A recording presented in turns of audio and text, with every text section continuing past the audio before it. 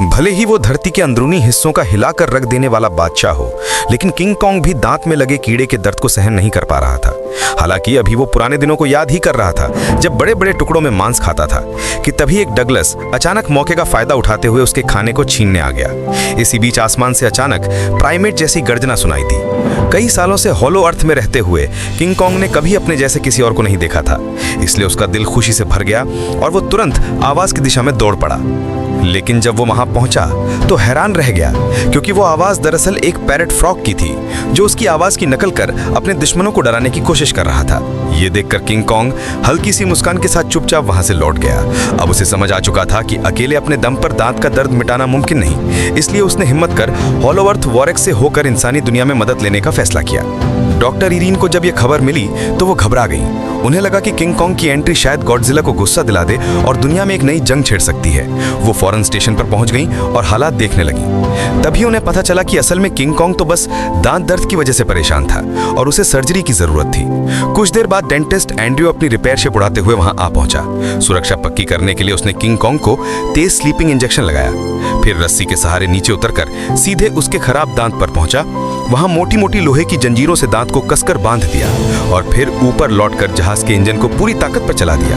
कुछ ही पल में सर्जरी पूरी हो गई और दांत निकाल दिया गया। जब किंग कॉन्ग बेहोशी से जागा तो पाया कि उसके मुंह में एक नई टाइटन टूथ लगा दी गई है, जो इतनी मजबूत थी कि आसानी से आईफिल टावर तक चबा सकती थी।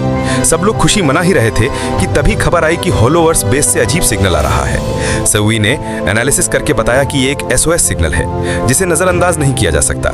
सच्चाई पता करने के लिए डॉक्टर इरीन ने तुरंत एक एक्सपीडिशन टीम बनाने का फैसला किया और किंग कॉन्ग के साथ हॉलो अर्थ लौटने की तैयारी शुरू कर दी। जैसे ही मशीन एक्टिव हुई, पानी की सतह पर एक बड़ा भंवर बन गया। किंग कॉन्ग सबसे पहले उसमें कूद गया और इंसानों का जहाज उसके पीछे चल पड़ा। थोड़ी देर में सब सही सलामत हॉलो अर्थ पहुंच गए। यहाँ सब कुछ उल्टा सीधा था, इसलिए जहाज को समय पर बैलेंस करना पड़ा ताकि किंग कॉन्ग की रफ्तार के साथ रह सके। लेकिन हैरानी की बात यह थी कि हॉलो अर्थ का बेस सिग्नल भेजने के बाद भी कोई जवाब नहीं दे रहा था। मजबूरी में टीम को किंग कॉन्ग से अलग होकर स्टेल्थ सिस्टम ऑन करना पड़ा ताकि थंडरबर्ड जैसे राक्षसों से बच सकें। मगर जहाज अभी हवा में ही था कि उन्होंने देखा बेस से धुआं उठ रहा है। सालों से चल रहे बेस में ऐसा कभी नहीं हुआ था। अंदर मौजूद सभी लोग मारे जा चुके थे और पास ही एक पहाड़ पर बना विशाल हाथ का निशान देखकर डॉक्टर इरीन को बहुत बुरा एहसास हुआ। उधर किंग कॉन्ग जब अपने घोंसले में पहुंचा तो उसने एक अजनबी गंध महसूस की। पहाड़ियों से जोरदार गर्जना आ रही थी। उसने बिना समय गवाए अपनी बैटल एक्स उठाई और आवाज की ओर कूद पड़ा। हथियार की रोशनी में उसने देखा कि यह जगह उसके लिए नई थी और यहाँ किसी और कॉन्ग जैसी प्रजाति का अक्स मौजूद था। अभी वो सोच ही रहा था कि गर्जना फिर गूंजी। किंग कॉन्ग तुरंत वाटरफॉल के पीछे से निकलकर अननोन एरिया में आ गया। ये इलाका हमेशा धुंध से ढका रहता था। धुंध के बीच से एक विशाल जीव की परछाई धीरे धीरे पास आ रही थी, जिसकी ऊर्जा से खुद किंग कॉन्ग को भी दबाव महसूस हुआ। लेकिन जब धुंध साफ हुई तो सामने एक छोटा येलो हेयर्ड एप निकला।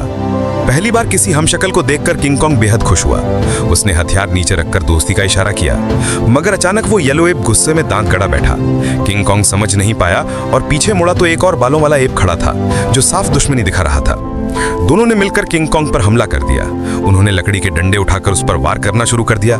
लेकिन स्कल आइलैंड का बादशाह इतनी आसानी से हार मानने वाला नहीं था। कुछ ही देर में उसने हालात पलट दिए। लेकिन येलो एप चालाक निकला। उसने पीछे से छुपकर हमला करने की कोशिश की। किंग कॉन्ग को उसका यह तरीका बिल्कुल पसंद नहीं आया। लड़ाई में एक एप लगभग घाई से गिरने वाला था, तो किंग कॉन्ग ने रहम दिखाकर उसे खींच लिया। लेकिन उसने एहसान मानने के बजाय छुरा उठाकर किंग कॉन्ग को मारने की कोशिश की। अब किंग कॉन्ग पूरी तरह से गुस्से में आ गया। उसने बेझिझक उसे खाई में लात मारकर गिरा दिया। बालों वाले एप ने देखा कि वो अकेला किंग कॉन्ग का मुकाबला नहीं कर सकता, तो वो येलो एप को छोड़कर भाग निकला। किंग कॉन्ग ने येलो एप को पकड़ लिया और उसे इशारा किया कि अब वो उसे उनके घोंसले तक ले जाएगा। लेकिन येलो एप अंदर से चालाक था। वो दिखावे में साथ चलने लगा। असल में वो किंग कॉन्ग को सी ड्रैगन के हवाले करके मरवाना चाहता था। सिर्फ किंग कॉन्ग ताजा मछली का साशिमी खाकर ताकत जुटा रहा था। वहीं दूसरी तरफ शाओ वांग माओ भूख से बेचैन हो रहा था। किंग कॉन्ग ने यह देखा तो तुरंत मछली फाड़कर उसकी तरफ बढ़ा दी, पर शाओ वांग माओ इतना सतर्क था कि उसने खाना लेने से ही इनकार कर दिया। बेबस होकर किंग कॉन्ग ने मछली जमीन पर फेंक दी। तभी शाओ वांग माओ जल्दी से उसे उठाकर खाने लगा। इस वाक्य के बाद उसे लगा कि किंग कॉन्ग शायद इतना डरावना नहीं है जितना वो सोच रहा था। उसने अपना डर छोड़ दिया और किंग कॉन्ग के करीब जाकर दोस्ती जताने लगा। खाना खाकर दोनों आगे बढ़े। रास्ते में उन्होंने एक ऐसा पुल पार किया जो किसी विशालकाय जानवर की हड्डियों से बना था। हालांकि किंग कॉन्ग की ऊंचाई 100 मीटर से भी ज्यादा थी, लेकिन उस हड्डी के ढांचे पर वो भी छोटा लग रहा था। आखिरकार वो अपनी मंजिल तक पहुंच ही गए, लेकिन सामने का नजारा देखकर किंग कॉन्ग का दिल गम और गुस्से से भर गया। उसने देखा कि उसके ही जैसे कबीले के साथी गुलामी की जिंदगी जी रहे थे। जरा सी गलती पर उनका सिर काट दिया जाता था। शाओ वांग माओ के पिता बस इसलिए मार खा रहे थे क्योंकि वे पत्थर उठा नहीं पा रहे थे। ये देखकर किंग कॉन्ग से सहा न गया। उसने शाओ वांग माओ की चेतावनी अनसुनी कर उन्हें उठाकर खड़ा कर दिया, लेकिन इस हरकत से निगरानी करने वाला गुस्से में आ गया। उधर गंजा गोरेला भागकर चीफ के पास पहुंचा और बात को बढ़ा चढ़ाकर बताया। चीफ यानी दाऊ बा वांग स्कार किन ने जब सुना कि कोई उसके इलाके में घुस आया है और उसकी ताकत को चुनौती दे रहा है, तो उसकी आंखों में खतरनाक चमक उभर आई और वो परछाइयों से गरजता हुआ बाहर निकला। उसका अंदाज जरा भी राजा जैसा नहीं था, बल्कि किसी सड़क छाप गुंडे जैसा था। लेकिन बाकी गोरिल्ला उसकी तरफ आंख उठाकर भी नहीं देख पा रहे थे। जहां से वो गुजरता सब सिर झुकाकर झुक जाते। दाऊ बा वांग सामने आकर किंग कॉन्ग को घूरने लगा। जल्द ही उसने नोटिस किया कि सामने वाला तो एक सोने का दांत भी नहीं लगवा पाया। वो जोर जोर से हंसने लगा। शाओ वांग माओ भी मजबूरी में हंसने लगा, लेकिन उसे नहीं पता था कि उसी की वजह से किंग कॉन्ग को यहाँ लाया गया और अब स्कार किंग सजा देगा। शाओ वांग माओ का पिता झट से आगे आया और स्कार किंग से माफी मांगने लगा, लेकिन ये निर्दयी तानाशाह था। किंग कॉन्ग का गुस्सा फूट पड़ा और उसने जोरदार दहाड़ लगाई। स्कार किंग बिल्कुल भी नहीं डरा। उसने अपने साथियों को मैदान खाली करने का इशारा किया। अब वो खुद लड़ाई करके अपनी हुकूमत बचाना चाहता था। सारे गोरिल्लों ने युद्ध के नगाड़े बजाने शुरू कर दिए और दो राजाओं की लड़ाई शुरू हो गई। स्कार किंग ने दूर से ही अपनी हड्डी वाले कोड़े से हमला किया। किंग कॉन्ग पास भी नहीं आ पाया और उसके हाथ में कट लग गया। स्कार किंग ने फुर्ती से वार डाल दिया और उल्टे अपने बोन विप से किंग कॉन्ग को रोक दिया। फिर उसने अपनी क्रिस्टल डैगर निकाली और छाया से एक भयानक दैत्य को बुला लिया। वो राक्षस स्कार किंग के काबू में था और उसने किंग कॉन्ग पर ठंडी सांस का हमला कर दिया। किंग कॉन्ग जान तो बच गया, लेकिन उसका दायां हाथ बुरी तरह जम गया और वो लड़ने की ताकत खो बैठा। इस संकट की घड़ी में शाओ वांग माओ ने उसे जल्दी भागने को कहा। किंग कॉन्ग किसी तरह जानलेवा वार से बच निकला। स्कार किंग ने तुरंत अपने आदमियों को पीछा करने भेजा। खुद किंग कॉन्ग की सुपर एक्स उठाकर जीत का मजा लेने लगा, लेकिन शाओ वांग माओ अपने दोस्त को मरता नहीं देख सकता था। उसने पहले से लगाए जाल का स्विच दबाया और पीछा कर रहे दुश्मनों को खत्म कर दिया। इस तरह उसने किंग कॉन्ग की जान बचा ली। दोनों किसी तरह डॉक्टर इरीन तक पहुंच गए इलाज के लिए, लेकिन गंजा गोरेला ने सब कुछ अपनी आंखों से देखा और तुरंत स्कार किंग को खबर दे दी। ये सुनकर स्कार किंग ने गुस्से में दहाड़ लगाई और हमला करने की तैयारी शुरू कर दी। भारी चोटों से लहूलुहान किंग कॉन्ग किसी तरह दुश्मनों के घेरे से निकल भागा और इंसानों से मदद की उम्मीद करने लगा। लेकिन इंसानों की मेडिकल टेक्निक काफी सख्त और अनोखी थी। उन्होंने सीधे आर्मी वेयरहाउस से एक पहले से तैयार किया हुआ मैकेनिकल आर्म निकाला और किंग कॉन्ग पर फिट कर दिया। ये स्पेशल इन्फिनिटी गॉन्टलेट मैट सिर्फ उसी के लिए बनाया गया था। ये ना सिर्फ उसकी ताकत कई गुना बढ़ाता था, बल्कि इसमें बिजली जैसी ऊर्जा भी थी। इसे सचमुच अजेय बनाने के साथ ही फ्रॉस्ट बाइट को ठीक करने वाली दवा उसके शरीर में डाली गई और गॉन्टलेट उसकी बांह पर पूरी तरह फिट कर दिया गया। जैसे ही उसका हाथ मैकेनिकल बना, किंग कॉन्ग के शरीर में जबरदस्त पावर दौड़ गई। वो तुरंत खड़ा हो गया और नई ताकत को परखने लगा। सिर्फ एक हल्की सी मुट्ठी झटकते ही जमीन हिल गई। उसने सोचा, क्या मैं भी थैनोस की तरह एक बार उंगली झटक दूं? तभी अचानक येलो ऐप घबराया हुआ दौड़ता हुआ आया। उसने बताया कि स्कार किल स्नो डीमन पर सवार होकर आ रहा है। अगर उसने हॉलो अर्थ से सरफेस वर्ल्ड जाने वाला रास्ता कब्जा कर लिया तो इंसानी सभ्यता का खात्मा तय है। किंग कॉन्ग मजबूरी में सरफेस पर गया ताकि गॉडजिला से मदद मांग सके, लेकिन गॉडजिला तो राजा था। वो कैसे बर्दाश्त करता कि कोई और उसकी बराबरी करे। ऊपर से किंग कॉन्ग अपने इन्फिनिटी गॉन्टलेट को घमंड से दिखा रहा था। ये देखकर गॉडजिला का बारबी प्रिंसेस हार्ट चटक गया।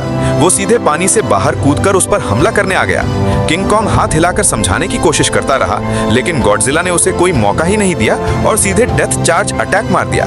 किंग कॉन्ग को पीछे हटना पड़ा, लेकिन गॉडजिला ने पीछा किया। उसने किंग कॉन्ग के हाथ में लगे गॉन्टलेट को काटा और उसे पिरामिड की तरफ ढकेल दिया। फिर उसने कॉम्बो अटैक से किंग कॉन्ग को गिरा दिया। लेकिन किंग कॉन्ग अब हॉलो अर्थ किंग था। उसने लोहे जैसी मुट्ठी से पलटवार किया और गॉडजिला को जमीन पर पटककर लगातार मारने लगा। गॉडजिला ने एटॉमिक ब्रेथ चार्ज किया, लेकिन किंग कॉन्ग की जोरदार पंच ने उसके प्रिंसेस हार्ट को तोड़ दिया।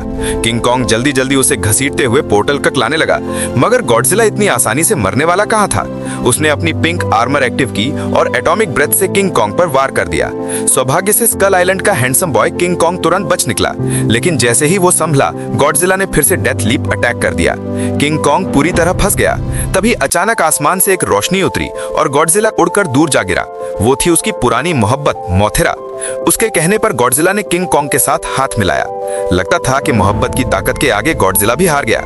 इसी बीच स्कार किंग अपनी फौज लेकर हॉलो अर्थ एंट्रेंस पर आ धमका।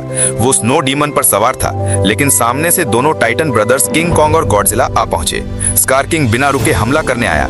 किंग कॉन्ग ने भी घूंसा उठाया, लेकिन तभी इलेक्ट्रोमैग्नेटिक पिरामिड्स आपस में टकरा गए। पूरे हॉलो अर्थ में ग्रेविटी खत्म हो गई। सभी लड़ाई करते हुए हवा में तैरने लगे। 2 मिनट 30 सेकंड के बाद ग्रेविटी वापस आई। किंग कॉन्ग ने तुरंत अपना बैटल एक्स पकड़ा, लेकिन स्कार किंग ने मौका पाकर पोर्टल की तरफ छलांग लगा दी और सरफेस वर्ल्ड पर पहुंच गया। जैसे ही उसने सूरज की रोशनी देखी, वो जोर से हंसने लगा और इंसानों को चूटियों की तरह कुचलने की धमकी दी। उसने स्नो डीमन को आदेश दिया कि वो आइस ब्रेथ से पूरी धरती को फिर से आइस एज बना दे, लेकिन किंग कॉन्ग और गॉडजिला ने मिलकर उस पर हमला किया। एक तरफ गॉन्टलेट फिस्ट, दूसरी तरफ एटॉमिक ब्रेथ। स्कार किंग और स्नो डीमन थोड़ी देर के लिए पीछे हट गए, लेकिन स्कार किंग ने फिर चाल चली। उसने अपना टूटा दांत उगला और स्नो डीमन को दोबारा लड़ने का आदेश दिया। खुद हड्डी का कोड़ा लेकर किंग कॉन्ग पर टूट पड़ा। जब भी वो कमजोर पड़ता, स्नो डीमन को बुला लेता। किंग कॉन्ग अकेला दोनों का सामना नहीं कर पा रहा था। तभी गॉडजिला ने दोबारा मोर्चा संभाला, लेकिन फिर भी दोनों दुश्मनों की जोड़ी भारी पड़ रही थी। कुछ देर बाद स्कार किंग ने किंग कॉन्ग का हाथ दबोचकर उसे पिन कर दिया। गॉडजिला ने गुस्से में एटॉमिक ब्रेथ दागा और स्कार किंग के क्रिस्टल डैगर को गिरा दिया। किंग कॉन्ग उसे लेने ही वाला था कि स्कार किंग ने उसकी गर्दन दबोच ली। उसी समय येलो ऐप ने हिम्मत दिखाई। उसने बैटल एक्स उठाया और पोर्टल से सरफेस वर्ल्ड पर आ पहुंचा। उसकी वजह से क्रिस्टल डैगर टूट गया और स्कार किंग का स्नो डीमन पर कंट्रोल खत्म हो गया। स्कार किंग ने गुस्से में येलो ऐप को पकड़ लिया, लेकिन तब तक उसका खेल खत्म हो चुका था। गॉडजिला और किंग कॉन्ग दोनों ने मिलकर उस पर हमला किया। ये देखकर स्नो डीमन ने भी बगावत कर दी और स्कार किंग पर आइस ब्रेथ फेंक दिया। आखिरकार किंग कॉन्ग ने उसे जोरदार स्लैम मारा और स्कार किंग का सपना हमेशा के लिए खत्म हो गया। लड़ाई खत्म होने के बाद गॉडजिला ने आसमान की तरफ एटॉमिक ब्रेथ छोड़ा और बर्फीली परत को पिघला दिया। वो वापस रोम कोलोसियम जाकर सो गया, जबकि किंग कॉन्ग स्नो डीमन पर सवार होकर हॉलो अर्थ लौटा और अपने साथियों को नई उम्मीद दी।